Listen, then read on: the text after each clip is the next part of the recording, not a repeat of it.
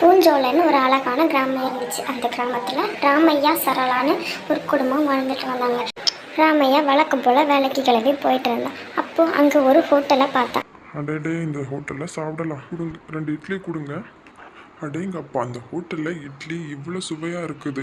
ஆனால் எதுக்கு இந்த ஹோட்டலில் கூட்டமே இல்லாமல் இருக்குது? நினச்சிக்கிட்டே சாப்பிட்டுட்டு இருந்தான். மொத்தம் எவ்வளோ ஆச்சு? 200 ரூபாய். என்ன, ஒரு இட்லியோட விலை 100 ரூபாவா? இது நம்ம ஜமீன்தாரோட ஹோட்டல், அதனால அப்படிதான் இருக்கும். ஒரு கிராமத்துக்குள்ள இவ்வளோ விலைக்கு வைக்கக்கூடாது. வீட்டுக்கு போய் ராமையா சரளா கிட்ட நடந்தது எல்லாத்தையும் சொல்லிட்டு இருந்தான். நைட் ஃபுல்லாக யோசிச்சுக்கிட்டே இருந்தான்.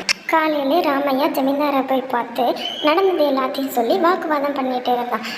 ஜமீன்தார் ஐயா, நான் சொல்கிறத நீங்கள் கேட்கவே மாட்டேங்கிங்க. நானும் விலை கம்மியாக வியாபாரம் பண்ணேன். என்ன, நீ வியாபாரம் பண்ண போறியா? பண்ண சரளா, நாளைக்கு நம்ம ஒரு ஹோட்டல் எடுத்து வியாபாரம் பண்ணலாம். ராமையா சரளாவோட நகையை வச்சு ஒரு ஹோட்டல் ஓப்பன் பண்ணான். அந்த ஹோட்டலில் விலை ரொம்ப கம்மியாக இருந்தாலும் மக்கள் விரும்பி போனாங்க.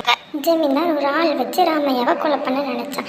அவன் கொலை பண்ண போகிற டைமில் அந்த இடத்துல ஒரு போலீஸார் சாப்பிட்டுட்டு இருந்தாங்க. அவர் இவனை பார்த்துட்டு இவனை அடித்து பிடிச்சிட்டு போயிட்டாங்க.